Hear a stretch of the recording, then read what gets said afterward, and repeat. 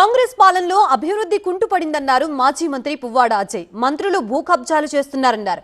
ముగ్గురు మంత్రులున్న ఖమ్మం జిల్లాకి ఏమీ తేలేకపోయారని విమర్శించారు. ఖమ్మం జిల్లాలో బీఆర్ఎస్ బలోపేతమే లక్ష్యంగా పనిచేస్తామన్నారు మాజీ మంత్రి పువ్వాడ అజయ్. 900 రోజులైనా సీఎం రేవంత్ రెడ్డి ఇచ్చిన హామీలను నెరవేర్చలేదన్నారు.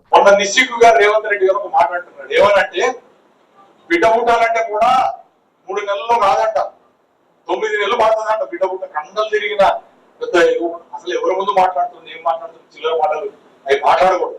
కానీ ఎందుకు చెప్తున్నా అంటే, మరి నీకు 3 నెలలు కాదు కదా, 9 నెలలు కూడా కాదు కదా, 900 రోజుల సమయం కూడా తీసుకున్న తర్వాత కూడా నువ్వు ఏం ముట్టించలేకపోతున్నావు అంటే నిన్ను ఎవరుకోవాలి ఆయన అని చెప్పి మన కేటీఆర్ కదా.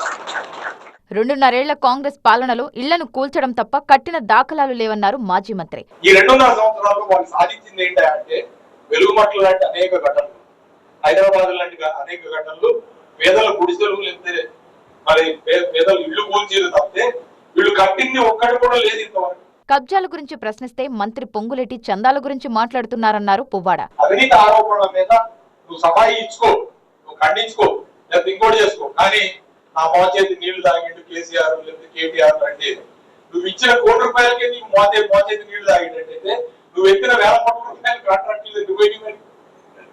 నువ్వు ఈ పార్టీలో ఉన్నప్పుడు ఆర్థికంగా బలపడలేదా? వీళ్ళు మనకు తెలియదా?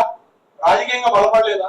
ఖమ్మం జిల్లాకు 3 మంత్రులున్నా జరిగిన అభివృద్ధి శూన్యమన్నారు అజయ్. అభివృద్ధి చాలా లేదు. మీ సాక్షాత్తు ఈ వైరా నియోజకవర్గంలో మరి సీఎం గారు వచ్చినప్పుడు చెప్పారు, ఈ వైరా టౌన్ కి 100 కోట్లు పెడతామని. అంత పైసలు వచ్చినాయా? నేను అడుగుతున్నా, ఏమైంది?